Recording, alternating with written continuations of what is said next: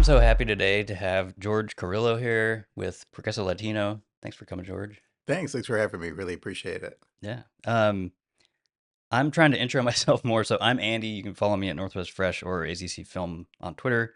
But we're here today to talk about the first, not the first, but one of the mayoral debates that's coming up very shortly here, and I'm really excited about it. And yeah, I was just gonna hit this thing because I'm excited about it. I'll be at the debate. It's also on YouTube. Is that right? It's gonna be Yeah, that's right. So I have a little podcast show myself. It's called Oregon Legacy, and then it's also going to feature on Elemento Latino, okay. which is airing live on Facebook. Nice, nice. Yeah, and I believe it's sold out in person, right? So that's like Yeah, how if people want to tune in, yeah, that's the place to go. exactly. Because we're hosting the debate at ClarkLewis restaurant in Portland. And so that place is sold out. And then if people want to be able to watch, it's on YouTube and on Facebook, both in English and in Spanish. Nice, nice. And yeah, give people an overview because like one of the things I try to do on this show is like I find a lot that like voters here still don't know a lot about the election. So Yeah. if you just tell people, I know there's three candidates, right? So there's a lot more candidates. Or I mean, Yeah. in the debate, I guess. Yeah, in the debate. So candidates need to qualify for the debate. And that was by August 15th that they had received the small donor match program that they Mhm. were, forgetting my words here, but basically certified. Yeah. So they needed to get about 750 people to vote and non-duplicate votes. And so Carmen Rubio, Rene Gonzales, and Keith Wilson qualified for the debate. Yeah. And it's super exciting. I was just gonna say because it's one of the reasons I've been having so many candidates on this show is like this election is just historic, at least to me, like in a kind of good and bad way, I guess, just Yeah. because I feel like nobody knows exactly what's going to go down, at least with the city council. That's why I talked to a lot of those candidates. But with the mayor, I think it's a little more. We don't have like 100 candidates necessarily. There's still a lot, Right. but I think this debate will give people a real insight into some of the top candidates and who they might want to vote for. Yeah, I agree with you. I think, the new structure of government is really different, Mhm. and the mayor's role is going to change. And I think a lot of people are still trying to figure that out. Yeah. And so it's a really crowded field. And I think people get sometimes confused between the candidates, whether they're going for city council or they're going for mayor or for some other position. There's just so many people running. And so the field, I think people get a little bit confused on Mhm. what's going Mhm. on. Mhm. And so hopefully this provides a little bit more clear understanding and an understanding really too of like, who are these candidates and what really makes them different? Yeah, and one thing I was thinking about earlier was like, I am really happy too that it's at an event, like at a venue in person, because I know Yeah. during the May election, it frustrated me. I saw a couple Zoom debates, Yeah.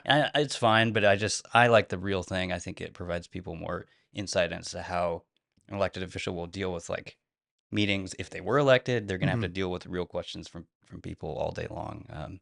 Well, we did one in March, You did? and Yeah. so we hosted the treasurer debate. Okay. And I said, okay, we're gonna have this closed door. I really just wanted to focus on the logistics of running the debate, Hmm. and there's pros and cons to doing it that way. And this time we said, no, we're gonna open the doors. We found the venue, and so we're really excited about doing it this way in person. We're not going to allow the audience to sort of make any noise and things like that Yeah, to yeah. try to get in the way. But it does make the feeling different. I Hmm. was really surprised by doing it, with no audience. And so this time, we're really looking forward to it. I think Yeah. it's going to be a lot of energy. And I was wondering how is it it's like an hour? What's like the Yeah. So the debate structure is 90 minutes. okay. And so, typically you see debates or you see forums and the candidates all get asked the same question. And sometimes you hear them kind of piggyback off of each other. Mhm. And Yeah, it's like, totally, yeah. right. And so it's like, okay, it doesn't really tell us what makes you different from everybody else because they basically say the same high level overview Yeah, of, we want to clean the streets. And yeah. it's like, no, we Kind of want to know the difference. tagline or slogans and stuff like Yeah, yeah. exactly. And that's not what we want. So each candidate actually is not getting the same question. Oh, that's awesome, yeah. So there'll be 7 rounds of questions, and there'll be a main topic, but they don't get the same question, and so they're gonna have to actually like rebut each other, and they're gonna have the opportunity to do that. But before the show, we actually have a pre-show, and that's going to be hosted by Miss Oregon, Shayla Montgomery, I saw and her on there. Yeah. yeah, and Ozzy Gonzales. And Yeah. we've got some special guests that are going to be present. We've got the Union of the Fire and Police that are going to be there to honor 9/11. Hmm. We've got former Senator Betsy Johnson. We've got Senator Steiner, who's running for to be the next treasurer for the state of Oregon. She's going to be on the show. We have Edna Vasquez, award-winning singer.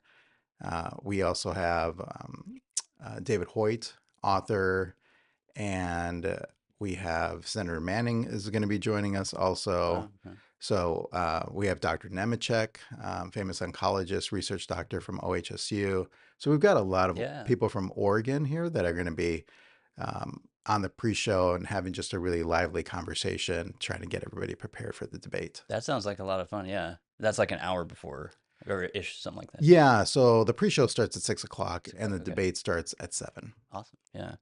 Yeah. And I was thinking too, it's one of the things I was going to say about this election too is that like I'm not picking any of the three candidates that'll be there, but I just think it's really important that, like I said, that I like the debates in person because I really talk a lot about revitalizing downtown and Hmm. also having leadership from this election that has business experience and also just kind of political experience. And I know, a few of the candidates have a lot of that. So I just think it's a great kind of triangulation of Yeah. like all of those things.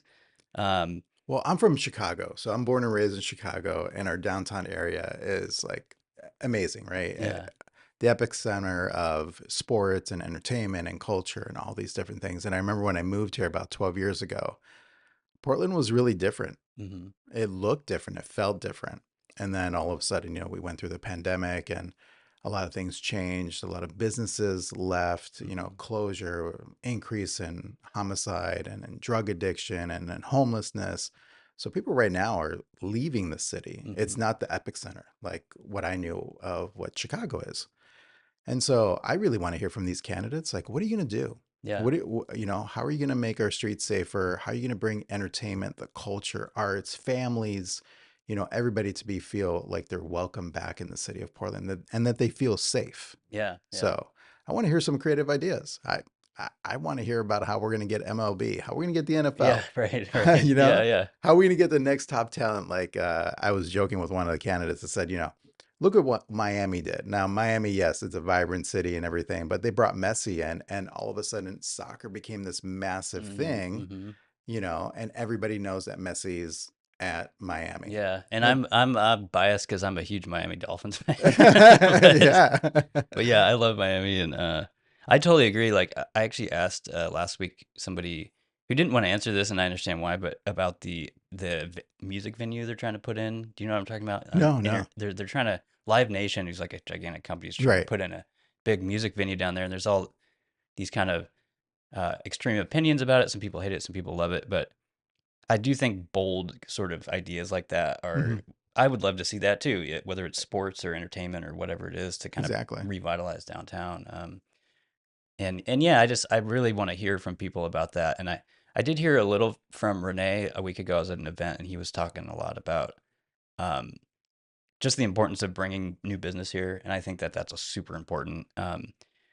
And sometimes I think we focus too much on small business. I love small businesses, but I also think large businesses are great too. Like Yeah. whatever provides employment and, stability to people in this region is great. Well, there's got to be diversity in everything, Yeah. right? Because we do need bigger businesses because they have the infrastructure, they have the capital to be able to inject money into the local economy. Yeah. That's And how I look at they feed the small businesses and then, exactly, you know. exactly. I mean, you ever go to a shopping plaza and it's like the big box store? Hmm. If that thing is empty, then everything around it is dying, Right, right. right? The So you need that. the anchor store. Yeah. Exactly, because it brings in foot traffic. Yeah. And so I think like a Live Nation having that present, I think would be great. I mean, look at Vegas. Hmm.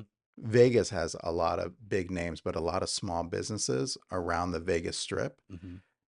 really rely on that foot traffic. So how many millions of people fly into Las Vegas? Yeah. You know, Every day. Yeah. every Yeah. single day. Yeah. And that's what I think we have struggling here is that we don't have a lot of tourism. Not a lot of people are coming. And I think that we need to create better venues I think that our small businesses, we have great restaurants. Like we're a food Yeah. city, We got the right? food part We got the food dialed part, in. Yeah. right? But we need more people from outside coming in Hmm. and having these wonderful experiences here in the city of Portland. Yeah. But, we're really lacking in that area right now. Yeah. Yeah. I definitely, it's just, I don't know. I talk about it a lot because I worked downtown for a long time and I saw that transition to kind of what it is now. And I don't know, people debate with me about how bad it is. I think it's, I've been down there a lot recently and it's not like, it just depends on where you are. Like some areas are all Yeah. boarded up, and then if you're out there on a weekend at Pioneer Square, it's fine and it's fun and there's great areas. But I definitely don't think it's where it's at where it was in like 2017 or 2018. And I think Yeah. we can get back there and maybe even beyond that, especially if we had a professional sports team or something to kind of anchor that. Well, I think with all of that, when we talk about like entertainment is like not just with entertainment, like in sports teams and in concerts, but we have wonderful artists, we Yeah. have, Hmm. beautiful plays that are being produced. But the local economy could only support, going to those venues, so often. Hmm. That's where we bring in tourism. That's where we bring in people from Vancouver and from other parts of the country to be able to say, yes, we want to come here because look at the arts. Yeah. Look at all the people that are putting on these wonderful productions, and you can't go anywhere else but Portland to experience what that's Right. like. Right. And that's what we've always been known for. Like Yeah. prior to that, it's like I remember Portland's weird. I remember when Yeah. I was flying over here, people were like, get used to that phrase. And I was like, oh, I don't quite understand. But when I got here, I understood what that meant. Hmm. Right. It's not that we're weird, but it's just the fact that we have this vast culture Hmm. here. Hmm. And, people don't really talk about that anymore. It's true, yeah. I've talked about it a few times, but I interned on that show, Portlandia, and I feel like Oh when yeah. when that was going on, it was really everything was kind of firing on all cylinders in the city, it felt Yeah. like, and yeah, it seems like it's not quite there anymore, but What a great show. I love that yeah. show. You It's funny, yeah, I've talked about it a few times on here about how I don't know if they could do that show now. I mean, maybe they would, know? but yeah, it was a quirky, fun show, and but it put Portland on the map for a while, and I feel like we need something like that again. I'm not saying it has to be a show, but Yeah. that kind of, like you said, kind of wide variety of culture and kind I of would like an office type show, yeah. like Steve Carell, but in the government. Like I think that would be That would pretty actually be funny. pretty good. Yeah, maybe I should make something like that or think about that. Yeah, I'm curious too. Yeah, tell me about your organization and kind of how that got started and what it's focused on and stuff. Yeah, sure. So, a few years ago, I ran for governor.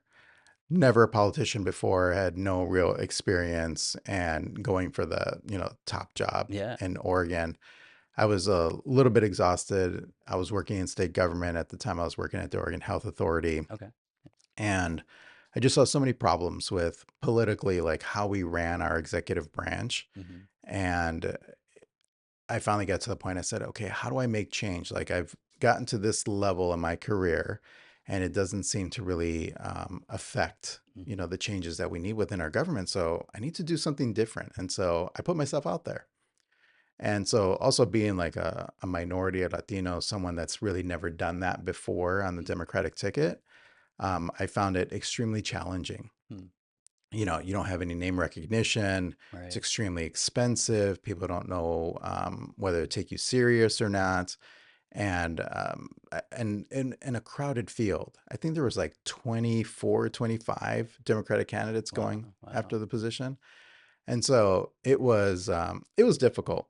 And it wasn't until the Lund report, I remember, came out and it listed me as one of the top 8 candidates for both Democrats and Republicans and independents. And then all of a sudden things started changing around for me. People Mm. started really reading my policy and things of that nature.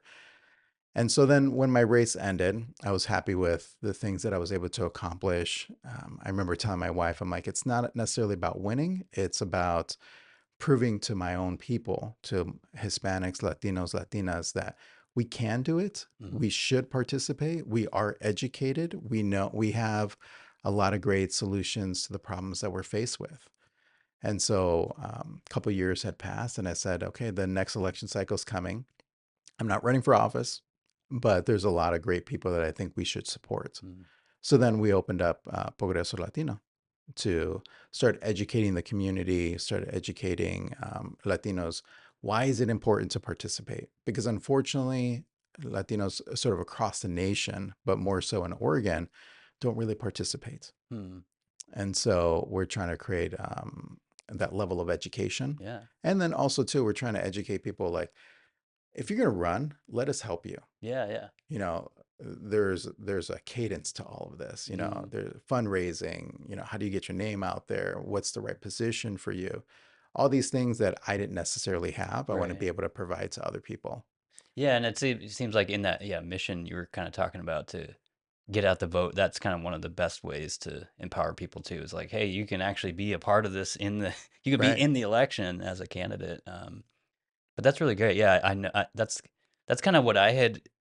It seemed like when I looked at your website and all this stuff, it seemed like you really focused on helping candidates with the assistance they need to kind of get in races. But also that other stuff sounds great too, because I know at least where I am out here in East Portland, there's a pretty big Latino community, and Hmm.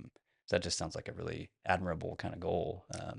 Yeah. Well, you know, the thing is that there's a couple reasons why Latinos don't participate. One, a lot of candidates don't put anything out in Spanish. Hmm. And so it was interesting when my race ended a few years ago. I really looked at the top candidates to see who's advertising to Hispanics. Hmm. And you saw like ads on YouTube, Facebook, on, on TV, and those ads cost millions and millions of dollars. I mean, the last election cycle broke records for how much money Hmm. was put into the local economy. I think Christine Drazan raised like 27 million. Tina Kotek raised almost Yeah, $30 million. Betsy yeah. Johnson raised like 15 million or $16 million. I mean, a And I lot of can, money. yeah, and I can. I always tell people because I worked in TV for 10 years. It is like that's one of like the boons to local TV or any TV in an Yeah, election year is they get millions and millions of dollars from ads, and it's like it's kind of I don't want to say sad to say, but it is one of the only ways to get to let people know who's running, and that includes nowadays it's socials, TV, anywhere where eyeballs are. It's yeah, just so important to have that and let people know who you are and I'm running and exactly. um, So when people aren't running ads in Spanish, yeah, they're you know, really missing out on they're really missing out. And so, but the Latino community, it's like, well, I don't even know who the candidates are, right, right. right? Because they're not putting a valiant effort into communicating with them. Hmm. So I always refer to us as the sleeping giant, because the thing is that Latinos, especially in this country, if you just take the Latinos here in the United States, Hmm. we account for the fifth biggest economy in the world. Wow. So, we contribute to the economy Yeah. in big ways. Now, if we actually exercise our political muscle, we would be taken very serious. Yeah. And I think the landscape would look a lot different. I think candidates would really reach out and invest their dollars into communicating with the Latino community. And I think right now, unfortunately, Trump tries to really say that, right? He's like, he's really going after the black vote. He's really Right. going Right. after the Hispanic vote. Yeah. He's putting a lot of effort into that. And I'm not a big Trump fan at Yeah. all, Yeah. Yeah. but I think we really need to be able to look at that and say we really need to start putting dollars into the Latino community because it's worth the investment. Hmm. Yeah. I was curious, like what,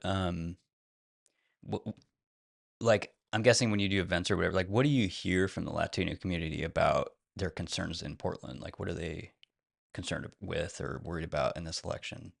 So I think it comes down to safety, Hmm. and then it also comes down to like after school activities for their kids. Mm-hmm.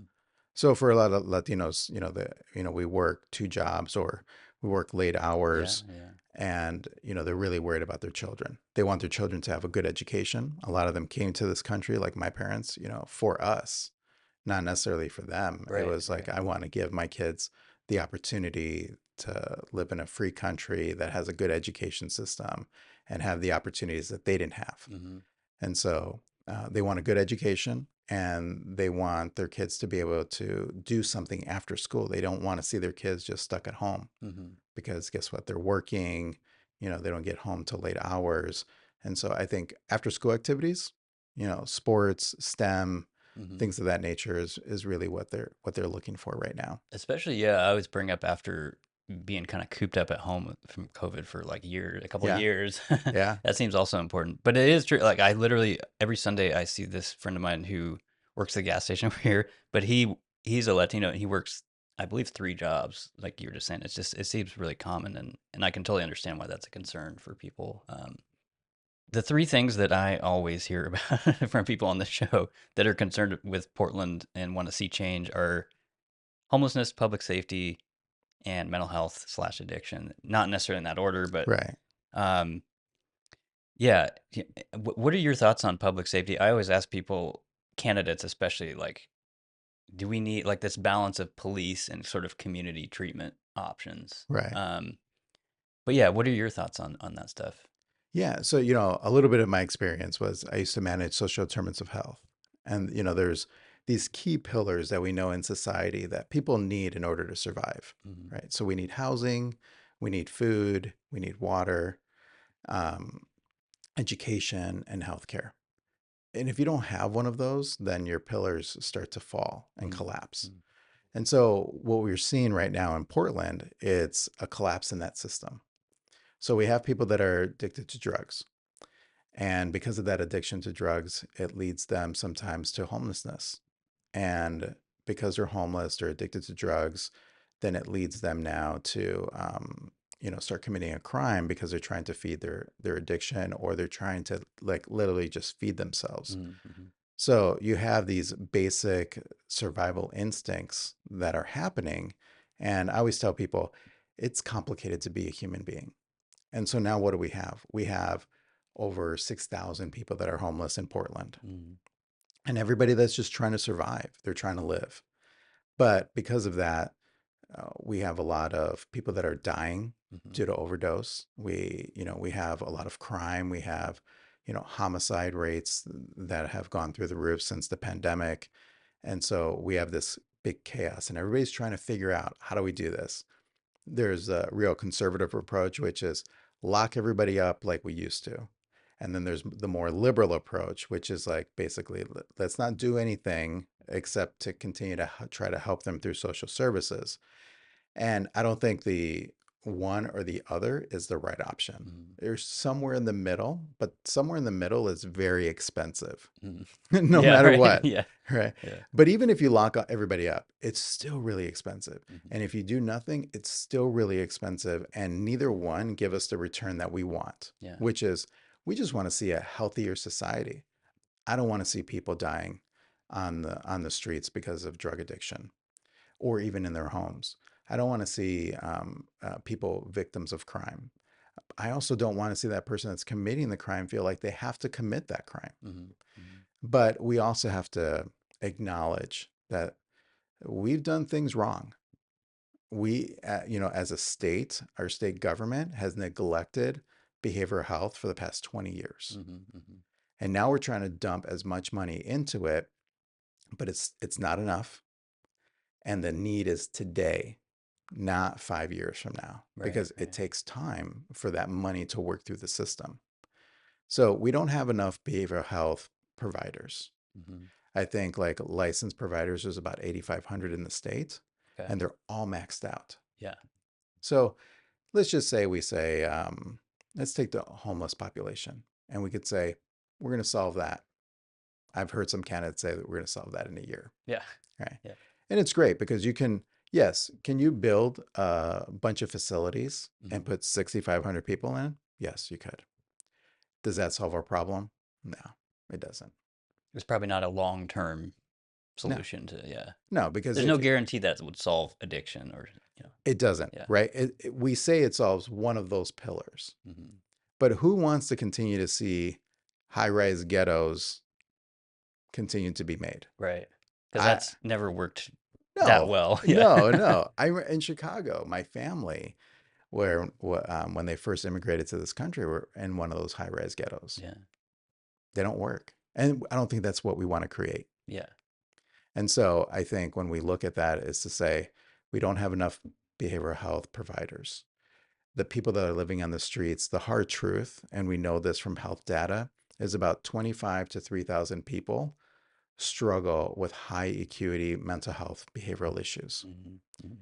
How much does that cost? Well, if you put them in an inpatient treatment facility to actually meet their needs, not a shelter space, to actually meet their needs, that's about $650 million a year. Mm. Who's going to pay for that? And we don't, yeah, see that. At least I don't feel like I see that level of commitment yet from No, the state or the county or anybody. no.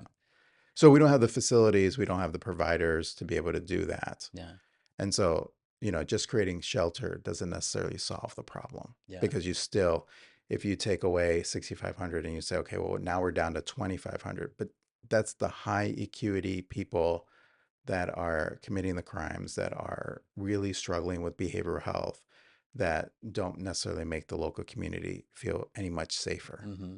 And it's the kind of thing I hear a lot, or I question people a lot too, of like, because we talk a lot about, and I'm kind of on this board of this train of like rapid shelter. I do think that's a part of it, but also like I agree with you in that like, because my question is always like, there's no guarantee that person's going to stay in the shelter, Hmm. especially if they're addicted to something. They probably want to get out of the shelter and get back to their addiction. So yeah, it's just that treatment component is so important. And like, I was curious when you were talking about that, was that something you saw when you were at OHA and dealt with that? And that did that frustrate you? It really Yeah. did, because we saw people that were sitting in jail, and like the state of Oregon, OHA was held in contempt and still is, Mm, because we have people that are sitting in jail that should be in a treatment facility, mm, mm, but the Oregon State Hospital is at max capacity. They didn't have enough community beds, for residential facilities, and then, like supportive housing options. mhm. So when you think of like the housing continuum, Right. it's broken. And so when we think of Portland, we have to understand we're part of that system. Like that system isn't different because we're the city of Portland. Hmm. So we need to be able to recognize that. And what we need to be able to do is be able to figure out, okay, how do we cross collaborate with our community care organizations, with the federal government, with state government, with local and county government? How do we all get on the same page and understand how do we maximize the dollars that we have, and how can we get more money from the federal government to actually help solve a lot of these problems? Yeah. So, when we think about community policing, I used to be a sheriff deputy. So, I um, just now remembered seeing yeah, on your thing, like you used to be a cop or a yeah, sheriff at some point. Yeah. yeah. It was a wonderful experience. I loved every minute of it. I got nothing but respect for our first responders, fire and police.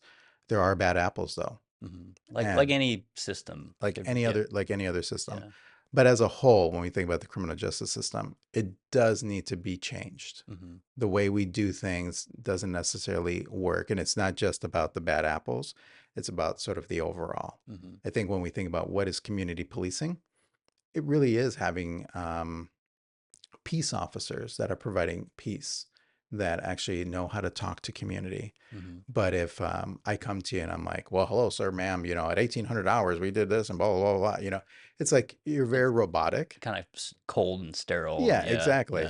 We see some terrible things. I tell people all the time, like, I've seen the worst in humanity, Hmm. but that's part of the job. And we still need to be able to be human, and we still have to be able to build relationships with our community. Yeah. And so it's a very demanding job. But in that same token, the system is broken.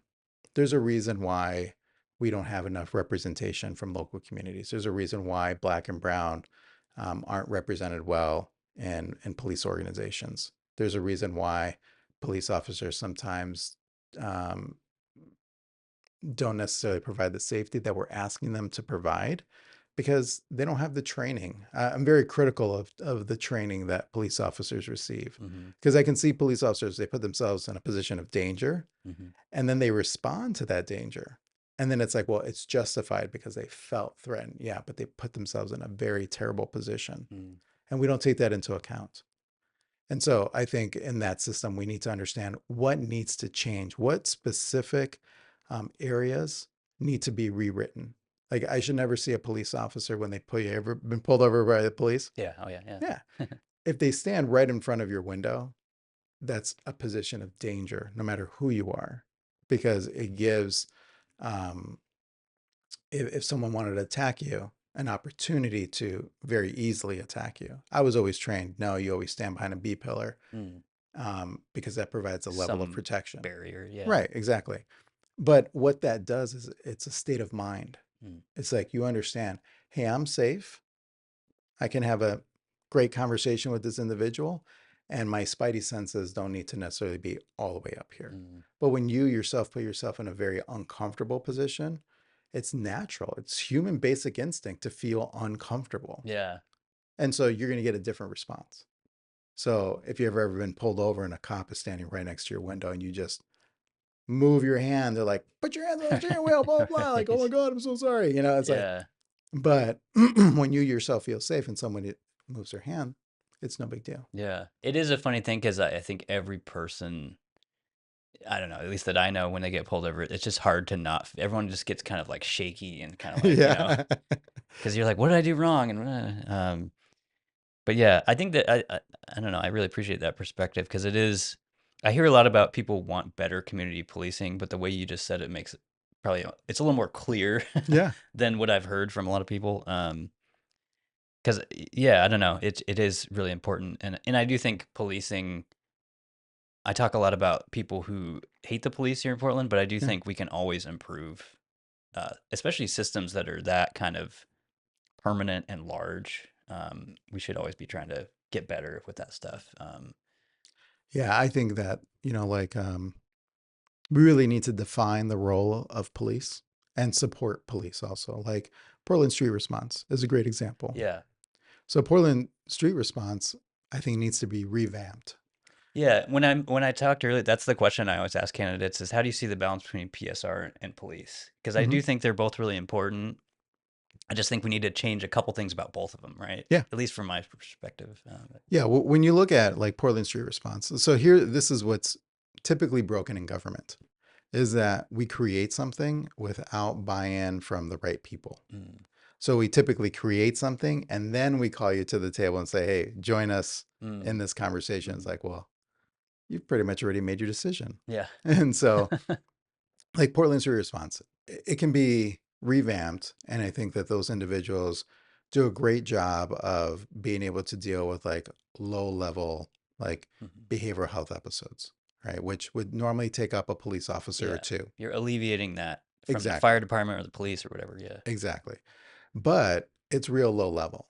And because of the high acuity that we have in our community right now, when people are struggling with behavioral health, they actually need to be able to deal with things at a higher level. Hmm. But they need better training, qualifications, they need better pay.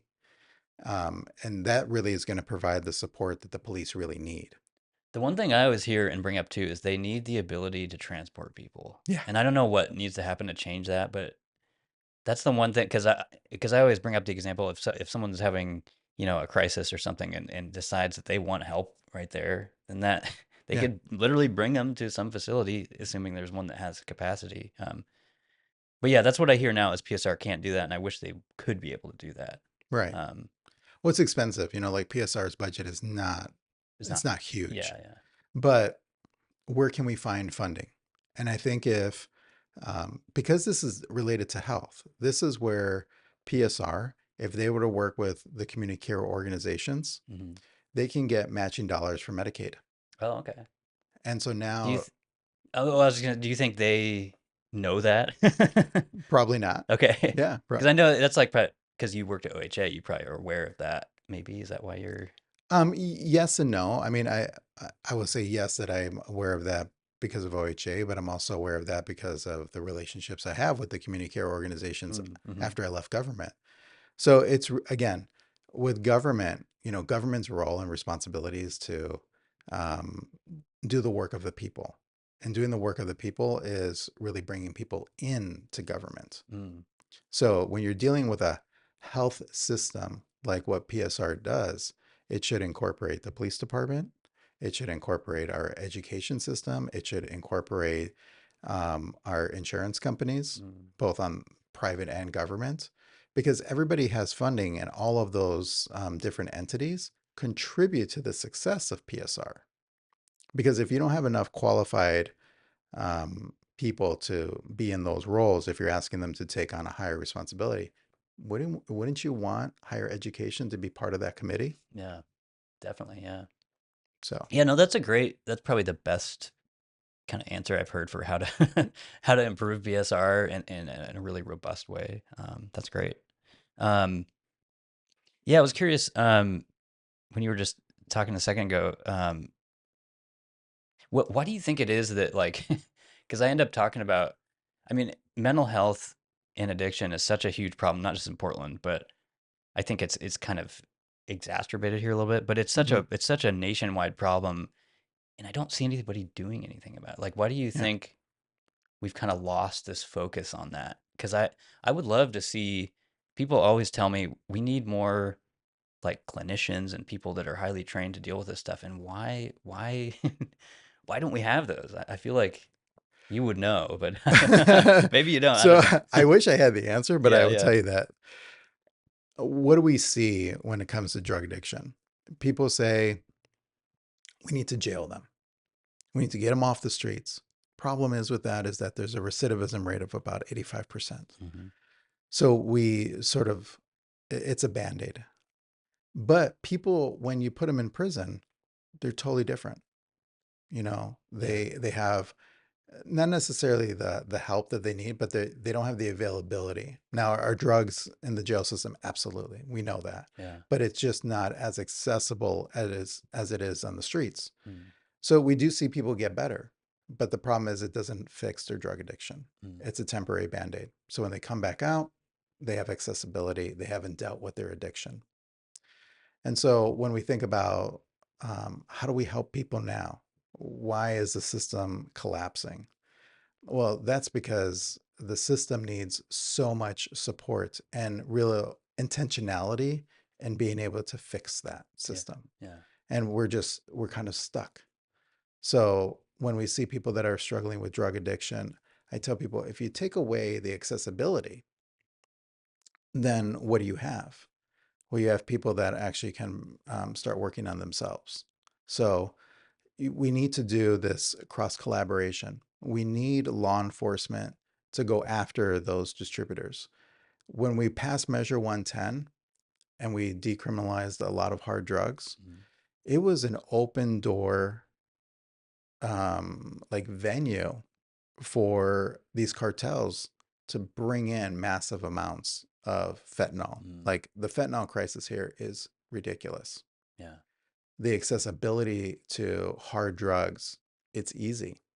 And so we're not a border state, right. but man, do we You have, would think so. Yeah, yeah, you would think so, but yeah, we're not. yeah. But they understand this is the place to go sell that product. Mm, And so they are. And so now we have too much of it going on. We didn't have enough enforcement in finding those people and locking them up and making sure to let them know, like, hey, Oregon is not the place to do this right. type of You're not doing business. business here. You're Yeah. not doing business here. But at the same time, when we had the war on drugs, it didn't necessarily help people of color. Hmm. And what did we do? Our police tactics were to go after basic common people and use them to get to the next level higher, Users, not necessarily big not the big dealers and stuff. Yeah, dealers. yeah. So we have to revamp that. So that approach needs to look different. And then when we think about behavioral health treatment, well, that needs to look different too. Hmm. We need to let people know that the pathway to become a counselor is achievable. But right now, when you look at it, you get your bachelor's degree, then you have to go get your master's degree, and then you have to go intern. And you're interning while you're getting your degree, and then you're interning even afterwards. And so a lot of those people are not making very much money. Mm, And so it's a long process to finally get fully licensed. yeah. And so I think that really needs to be relooked at. Yeah, simplified or just having a better, more efficient path to becoming a clinic. I don't know what you call that, a treatment A treatment person. provider. Yeah, Yeah, treatment yeah. provider. And so when you think about it, who has in today's market 60, $80,000 to invest in that education that will eventually pay itself off, but after 5, 7 years of being in the profession. Mm. And It's a long time. Yeah. yeah, it's a long time. So there's a lot of people out there that I think would want to go into the field, but we've made it incredibly complicated to be able to enter and be able to say that, hey, I can afford it for this long. Mm. You know, it's Mhm. a huge investment. And so again, I think it's really complicated, but I think that everybody has to be working on it, but not in silos. Yeah. And I think that's what we see a lot of is are in silos. Mhm. And this is where I'm really critical of government. And I'm really critical of government because there's people that are dying. Mhm. There are people that are out there that are on the streets that don't want to be on the streets. I've talked to many of them, and every single person that I've talked to always ask me, is there anything that you can do to help me? Every single person I've talked to has said, this is not the life that I want for myself. But there are some people out there that say that's the life that they want. Mm. No, it's not. We just don't have anywhere. We don't have anywhere to take them. We don't have the services. We don't have the money to be able to support them because it's a crumbling infrastructure. We need to start taking responsibility and figure out how do we actually care for the people that are struggling. Yeah, and I mean it sounds like a great idea too of because and I could be wrong about this, but I always feel like it's so insurmountable for government that they just keep kicking this can down the road. And maybe it's because it is too expensive, and but it's just crazy to me that they would ignore this for this problem for this long. But I totally agree with you because that sounds like a fantastic plan to kind of get things going. One of the things I always talk about on here is how fentanyl is such a game changer that we need to think about treatment in an entirely new way. Mm-hmm. And I know it's such a new drug that I feel like you almost need a whole new training apparatus to kind of deal with a drug like that. But I feel like what you just said kind of is a great solution to that. And, Well, making that pathway easier to become a trained treatment person and investing in that system, like at a level we've never seen. yeah, That seems like what we would have to do. I would love for someone to come out and say, you know what, we're going to create some milestones. Mhm. We know we don't have enough treatment providers. We're going to make a goal over the next 2 years that we're going to get 1,000 new treatment Yeah, providers. I would love to hear that too. Yeah. You know, we know that we don't have anywhere to take people that are faced with the fentanyl crisis Mhm. because it's really complicated. It's like you can't just take someone and put them like in a drunk tank. Yeah, it's totally It's different. totally different, Yeah. and and it and it's very expensive. Mhm. But I would love to be able to see in the city of Portland say, you know what, we have these locations that are specific towards dealing with mental health crisis. Yeah. That law enforcement or PSR can take them, and we know in the city strategically. I'm just throwing a number. I have no idea to be honest with you. 6, and we want to see those 6 built within the next 4 years. And this is how we're going to pay for it. We're going to work with the federal government. We're going to work with the county. We're going to work with the state. You know, we're going to work with insurance providers and hospitals to be able to build these 6 facilities because we know that that's what we currently need. Yeah. I love to be able to see Portland, the police bureau. Portland cannot respond to the amount of crime that's happening. We need more officers, but I want to hear people actually talk about how many more. Mhm. And you know that's where it's like understanding the police to citizen ratio. Mhm. Right now, Portland is 1.4 police officers to every 1,000 people. Which is, yeah, when you think about it, it's kind of like, wow. Yeah, it's like let's talk about the real numbers, Yeah. right? Because people will say, "Oh, City of Portland has like 900 officers." Well, when you put it in that perspective, people say, "Wow, that's a lot of police officers." But no, you're not looking at it in the right way. Mhm. So, other cities that are comparable to our size have 2 officers for every 1,000. Mhm. That means we need about another 350 officers to be able to meet the pace of other cities that are our same size. Mhm. And so, what does that take? Well, that's going to take about an additional $35 million. So let's have those conversations. Let's set up those expectations that we know that we want to be comparable to other cities of our size. What is it going to take? How many officers? How long will it take? What is it going to cost? Yeah. These are the conversations we should have. And I love, yeah, the like targets and goals and stuff. And Yeah. I wish we'd hear more of that from our county sometimes in the city even. But yeah, that's a great thing. And even just thinking about it in the, because I remember when we used to be closer to the 1,000 mark in the city, and we've kind of dipped below that because of retirements and a lot of other issues. But staffing is just difficult here. But even if you think about it in the way you just described, because I was born in a town of about that, so like a couple thousand people, Hmm. and that seems kind of like if you had basically one officer for 1,000 people, that just seems a little bit stretched thin. It is. But Yeah. but I don't know. Maybe that's a weird way to think about it. But it's the right way to look at it Yeah. because that is the reality. Hmm. You know, one officer for 1,000, it's it's too little, It's a little too, yeah, spread too thin. too thin. Yeah. Um, is there anything you want to mention else about your Northwest story? You mentioned you came here from Chicago. Is that what you said? Yeah. So actually, well, I was born and raised in Chicago. Yeah. I lived there all the way through high school, and then I joined the Marines. Oh wow. And then after the Marines, I actually moved to Arizona because my parents had retired out there. So I was hurt, and they sent me home to go recover. And then I got the news I couldn't do it anymore. And so Mm-hmm. I stayed in Arizona. And then I became a sheriff deputy there. And then after 10 years, my wife and I were both transplants. And it was like, okay, we got to do something because we had a baby and we wanted, our son to be able to grow up with family. So it's like we're either going to go to Chicago or we're going to go to Portland. Mm. And we tried the Chicago route, and it just, it was like, no, I don't think so. So we tried the Portland route. And up to that point, I think I had been to Portland maybe twice. Okay. and so and so my wife said, okay, I'm going to apply for a job. She was a nurse and I was a cop, and she got a job like lightning, Wow. where being a police officer takes like 18 months to get hired. Mm-hmm. So she got it really quick. We had a conversation on Wednesday. I kid you not. By the following Friday, we had already sold our house. She had gotten a job. We needed to be in Portland in 3 weeks. Wow. It was nuts. Wow. So I remember going into the office and giving my lieutenant my resignation letter, and I was like crying. I'm like, I'm so sorry. The best job in the world, and I'm quitting. And she's like, what are you talking about? And at the time, he's like, well, at the same time, I was giving my letter of resignation, and he gave me um, um, an award notification that Oh. the DA is giving me.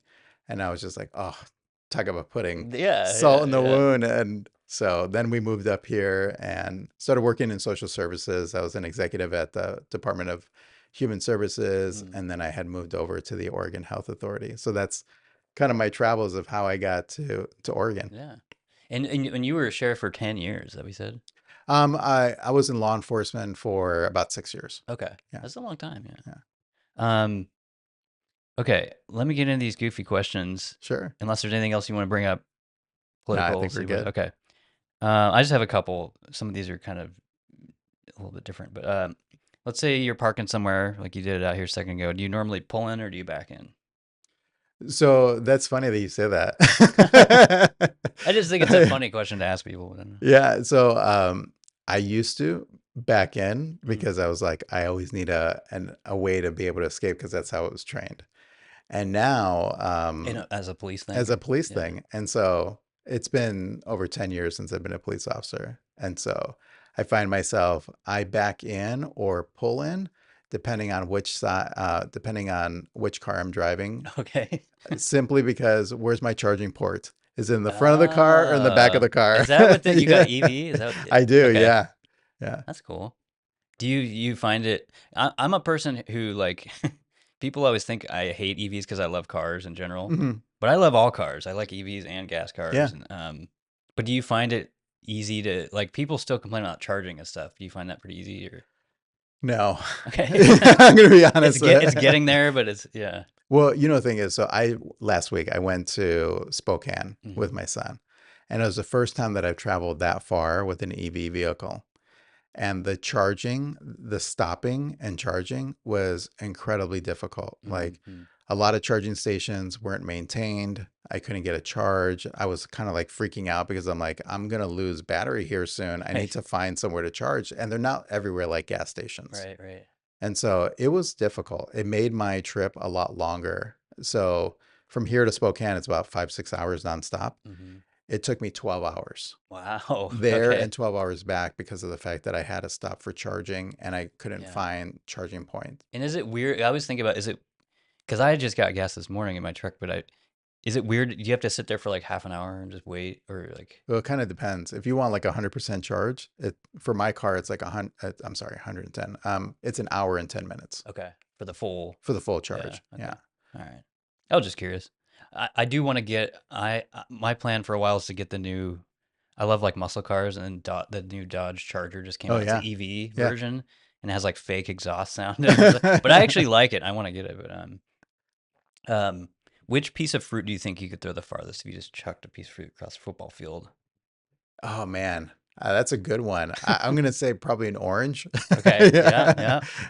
I hear orange a lot. It's either people say apple or orange a lot, and I think that's I don't know why, but I thought banana came into my I head, and I was like, it's kind of shaped like a boomerang. I'm like, I yeah. bet I can throw that I pretty do that. I far. say banana a lot, and I do want to just try it because I think it'd just be probably the most fun to actually do it. But do you have a favorite type of French fry? Do you like crinkle cut, regular cut, curly fry, Yeah, so I'm tater from, tots even? so like I'm from Chicago, and so we have crinkled fries. Okay, And there's a certain way to make them. I don't know what it is about Chicago that their crinkle fries are like the best. I can't find them anywhere else. But yeah, I I love like a the crinkle crinkle. fry with just load up a bunch of ketchup and put on some black pepper. It's the best. And do you consider some people don't agree with me that do you consider like tater tots and those kind of things like a fry?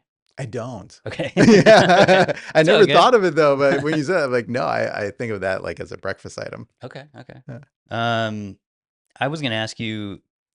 First of all, do you have a favorite type of taco? I love fish tacos, and I brought this up like a couple days ago, and somebody was like, "I hate fish tacos," and I'm like, "What are you talking about?" Like, Yeah, that's my favorite type of taco. But, I do. You know what's funny is so I'm Hispanic, mm, but I'm from Ecuador, okay, and so in Ecuador we don't have tacos. is that right? Yeah, Really? our food is very European, Mm, and so I didn't grow up eating Mexican food because that's not the food my mom would yeah, make or yeah. anything. And my wife is Mexican, and so she's like really opened my eyes to a lot of Mexican food dishes. And I remember the first time we went to Mexico, and she's like, "Hey, I really want you to try this. It's called taco de pastor."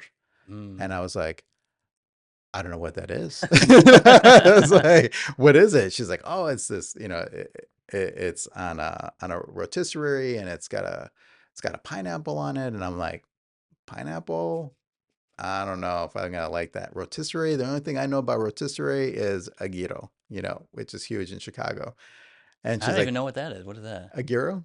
Or some people call it a gyro. Oh, okay, gotcha, gotcha. Yeah, yeah. Yeah. I always call it Euro gyro. I don't know what Yeah. they're called. Yeah. Yeah, so then we tried it, and it was the best thing I've ever had in my life, and absolutely 100% taco de pastor is my favorite Okay, taco. okay, Yeah. okay. Is there a good do you have like a go-to taco place here? Um, we do. It's called Muchas Gracias. Oh, I know Muchos. Yeah, Yeah, yeah, yeah, yeah, yeah. We love going there. They yeah, have the best rolled tacos. yeah, I love it. yeah. And they're also I don't know if they used to be like 24 hours back way back in the day, I Yeah, they think. used to But be, but I think a lot of things used to be open late. yeah, I feel like ever since the pandemic, COVID kind of killed a lot of that. yeah, it's Yeah. like 8 o'clock. You better get your dinner because a lot of restaurants are Yeah. closed. Yeah. Totally. I always ask people, do you keep your butter in the fridge or you keep it out? In the fridge. Okay, okay, okay. Trying to think of some other ones here. I've been asking people this one. This is kind of I've only asked it one time.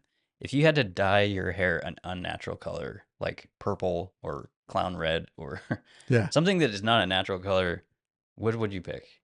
I said clown red, Yeah, I was just like gonna this say. red, but I was gonna say probably red because first thing that popped into my head was my son loves watching like anime. oh yeah, Yeah. yeah. And so there's like I forget what it's called, They but always like have crazy colored hair. yeah, it was Yeah. crazy color here, and that's like the first thing that popped into my head. So I was like, Okay. maybe fire red with like some illuminating fire around me or something. It would be pretty cool. Okay. I like that. I like that. Um, yeah. I was gonna just plug the stuff one more time. Like, where's the best place for people to find out info on the organization? The website? Yeah. So for the organization, it's progresoac.org. That's our website.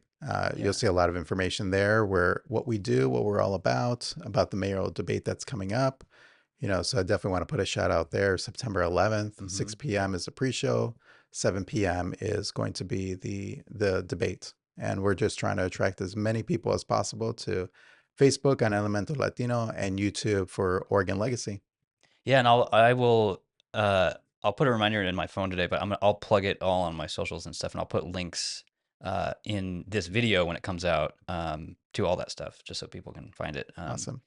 And I should be at the debate too. I'm excited to go. So yeah, Yeah, we're yeah, happy to have you. yeah. Um, yeah. Is there anything else you want to say before we wrap it up here? No, just thanks for the opportunity. This has been a lot of fun. I think we need to have more, political conversations, but really sort of just make it more lighthearted and talk about the facts, Yeah, that's what I try to do. Is just say, I always tell people like I'm not here to attack anybody. I just Yeah. like talking to people, and and it's okay to talk about this stuff. Like I think people sometimes are like, we can't talk about this, but I'm happy to talk about anything with anybody. So yeah, tune into the debate September 11th, and yeah, thanks for coming today. Awesome. Thanks.